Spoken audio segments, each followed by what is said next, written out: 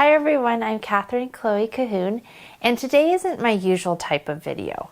I am discussing something that honestly I've never talked about publicly, and I really even hate talking about it privately, but I keep running into people who are going through something similar.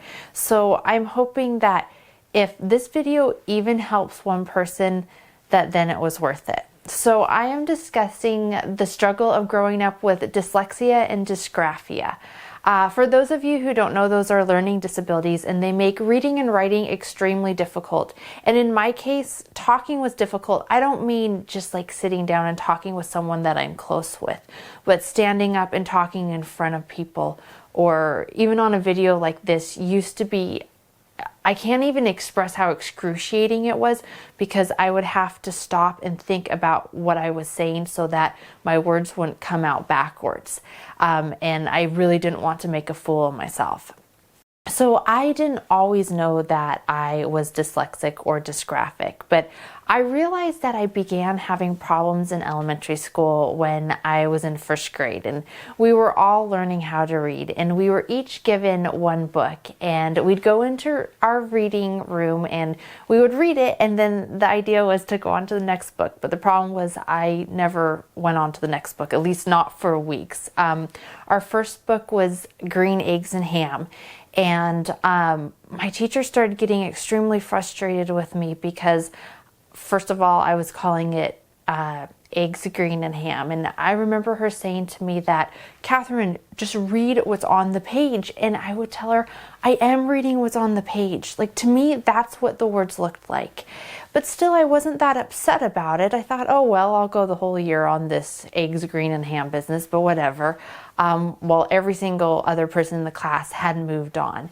But I remember the first time in which I truly felt like humiliated. It's hard to describe. I came into school and sorry, I forgot what I was saying. I came into school and I overheard my teacher talking to my mom, and gosh, I don't like doing this, Tom. Sorry. It's okay. Do we have to stop it to start again, or do you just want to start again? We can start again now. Sorry, I'm kind of freaking out. I don't know why does this happen? It's a really emotional subject. Why don't you take a couple of big deep breaths? Okay. I'm going to stop the camera. It's okay. Let's just keep going. Otherwise, I'll never get through it. You take a deep breath. Okay.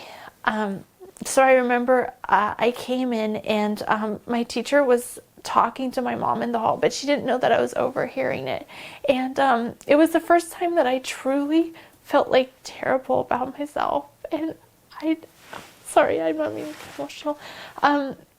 I felt like embarrassed and like I was the stupidest person like on the planet. And she told my mom that that I wasn't intelligent, that I would never graduate from high school, and that I wouldn't be able to go to college. And the worst part about it all was I wasn't even mad at her, because she was talking to my mom with such, like, it's hard to explain. It's like she cared. She didn't want my mom to pressure me, and she just wanted her to understand that I was never going to be able to succeed. And I remember like hiding in the bathroom. I'm like, nobody can know about this. They can't. And when it was time to read, I just said like, no, I'm not reading. Like, you can't force me.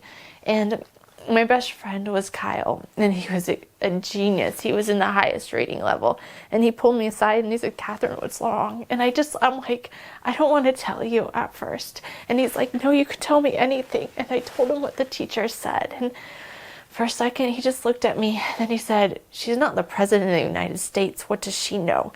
And it just made me laugh. And then he said, "Okay, here's the deal. She's not right. So you are going to graduate from high school. You're going to go to a top 25 college, and you are going to succeed. Those are just the facts." And I was like, well, Kyle seems to know everything, so those must be the facts.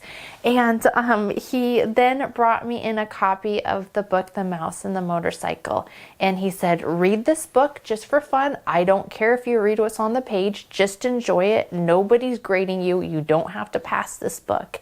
And honestly, that book is what made me love reading. I loved it so much. And Ralph the mouse would get himself into the hardest situations that you would think he can never get out of. But he was such a fighter, and he'd push forward and say, like, I can do this. And so I remember I marched into class the next day. I put on my like favorite outfit first, because I'm like, I gotta be looking cute if I'm gonna conquer this. I went to the reading room. I like took 8 green eggs. Sorry, I still do it. I'm still dyslexic. Green eggs and ham. And I read it through. I passed it. The next day I passed the next book, and it just kept going and going and going until I did get to, I think it was the 3rd to the highest reading level. Now, it was still extremely hard. And honestly, I could have never done it without Kyle, because he helped me a ton. Whenever there were projects in which you needed a partner, he would always ask the teacher if he could be my partner, and then he would help me. And he'd always say, like, don't worry, if you don't understand this, you're going to get it down. And I kept going, and I kept working hard, but it wasn't easy. I remember the next year he ended up, I think it was actually 3rd grade. He went to the gifted school, and so he was no longer at our school. And I was terrified when it was our first project where I had to work with a partner, and my partner was so mean, and he said, like, you are so stupid, why don't you get this? And I said to my mom, I'm like, can't we bring Kyle back? Like, there's got to be something we can do. And at Christmas, she's like, what do you want? And I'm like, I just want Kyle back. I just want people to say I'm not stupid. But I kept working with it. I worked with a lot of specialists to try to help me to deal with the dyslexia and the dysgraphia. And I was able to graduate from high school, and then I did graduate with honors from Vanderbilt. And I feel like an ordinary person, but we all have these struggles. And just because somebody tells us we can't, doesn't mean that we can't succeed. I would, though, before I end this, like to share a couple of tips that help me a lot if you have a learning disability. While I was at Vanderbilt, it was my sociology professor, I can't remember, it was my sophomore or my junior year, but we had a multiple choice test, and I had studied for hours. I knew all the material, or at least I thought I did, and I got the test back and I had an F. And I remember going into him and saying, I promise I studied. And he looked at me and he's like, you failed. You couldn't have studied. Like, seriously, come up with a better excuse. And I said, no, trust me, I really studied for this. And he said, okay, well, tell me why you chose each answer. And I did. And when I was done, he said, you must be dyslexic because you have reversed a bunch of the answers, and that's why you came up with the conclusion that you did. And he was incredible. From then on, he let me write in the margins why I gave my answer and took that into consideration, which a lot of professors would not do. But I think the point of the story is that he told me 2 things, and there are 2 things that I want to share with you, because he said, you're never going to fix this problem. You can learn to adapt better, but you're not going to fix it. And that second thing he said is, don't try to hide it. And I went for years trying to hide it. I mean, even to this day, a lot of times before this video, right beforehand, I'm like, I don't know that I can do this. Like, I don't want people to know this, because I still struggle with it. And he said, don't try to hide it, because it's a part of who you are, but don't let that make you afraid. And that's why when I decided that I wanted to write a book, I mean, I was terrible at writing in the beginning. I hardly could even read green eggs and ham. And I was like, I'm just going to go ahead and write the book. And I just think that you can't worry about what others people say, and you can't be concerned if you're judged. I remember my first video I came out with, and a lot of you were really nice. There was a lot of people who were really mean, and they said things like, she's so stilted, is she a robot? Why is she pausing in between her words? Can she talk any slower?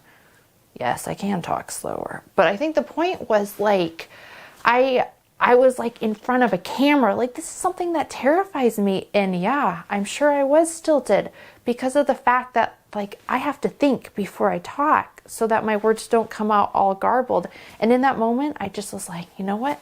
I don't care. I'm out here doing my best, and everyone should be. and then they should be proud of themselves. And even the criticism, I think you just always take it to make yourself be the best version of yourself without judging or comparing yourself to others. So I hope this video has helped, and I'll see you all soon.